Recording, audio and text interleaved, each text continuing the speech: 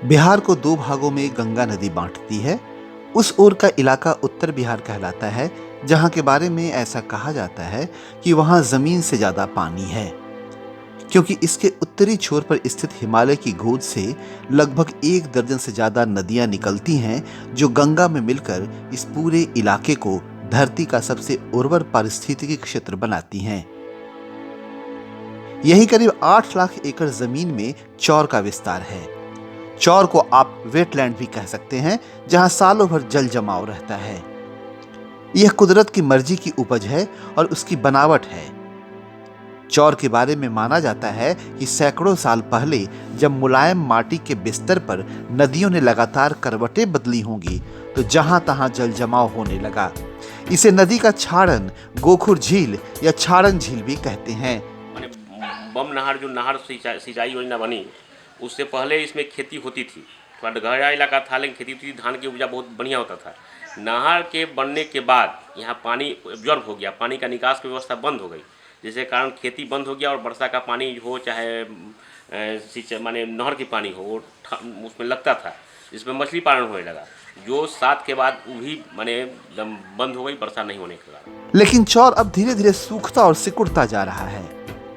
मतलब बिहार के भौगोलिक नक्शे से चौर का नीला आवरण धूसर रंग में तब्दील हो रहा है, क्योंकि यहाँ जमीन पर अतिक्रमण का जोर है। 2007 के बाद पानी वर्षा कम हुई नहीं हुई है, इसका मेन वजह ही है। और वर्षा जो थोड़ा बहुत होते हैं उससे लोग माने सूख जाते हैं, इधर उधर नाला नाली में सूख जाते हैं, ऊपर भीतर चौर में उसके नाला की व्यवस्था नहीं है सही से। बारिश में कमी हो या न हो, लेकिन लगातार बनाए जा रहे रोड और कई तरह के कंक्रीट वाले विकास के चलते चौर की जान आफत में आ गई।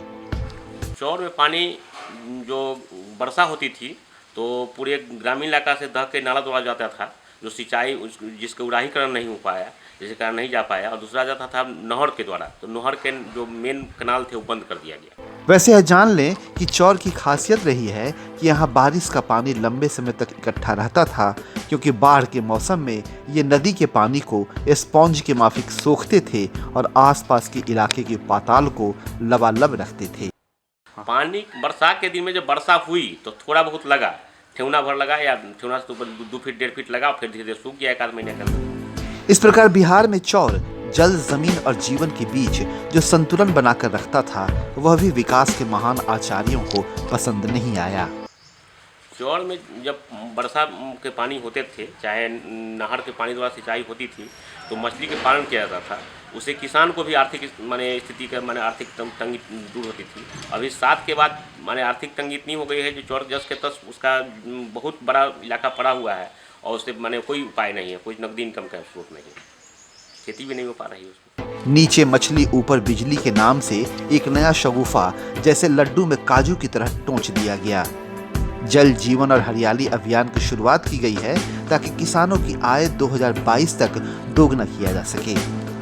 खेती को भूमिगत जल मिल सके, इसके लिए सब्सिडी पर तालाब बनवाने के लिए किसानों के बीच खैरात बांटे जाने का खेल चल रहा है, बगैर यह जाने कि हजारों तालाब बनवाकर कालाहांडी जिले में क्या मिला, बोलंगीर जिले में क्या हुआ।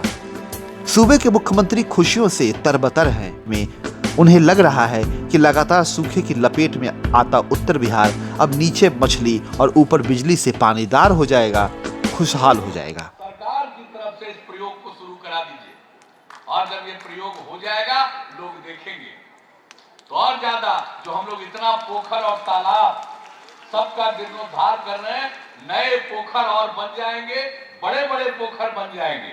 और एक बात जान लीजिए, हम बहुत साल से कह रहे हैं, अब धीरे धीरे समझ में आने लगा। हमारे ऊर्जा विभाग ने बहुत अच्छा काम किया, हम उसको बधाई देते हैं। अब एक काम हम करना चाहते हैं और वो है, एक तरफ ये तालाब बन गया, मत्स्य पालन शुरू हो गया, अब उसके साथ साथ हम शुरू से कह रहे हैं वो है नीचे मछली ऊपर बिजली है, उसके लोगों की आमदनी भी बढ़ेगी, और सबसे बड़ी बात है पर्यावरण की रक्षा होगी। काश समाज की चिंता करने से पहले सत्ता आबोहवा की सेहत की सोचती।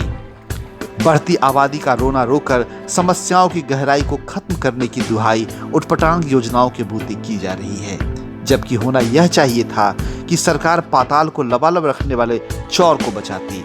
चौर को पाट कर हरियाली बढ़ाने का दावा उत्तर बिहार के पर्यावरण के मिजाज के अनुकूल नहीं है, यह समझना था। अब तो बहुत देर हो चुकी है। मुजफ्फरपुर के रक्सा से अमरेंद्र किशोर, डेवलपमेंट फाइल्स के लिए।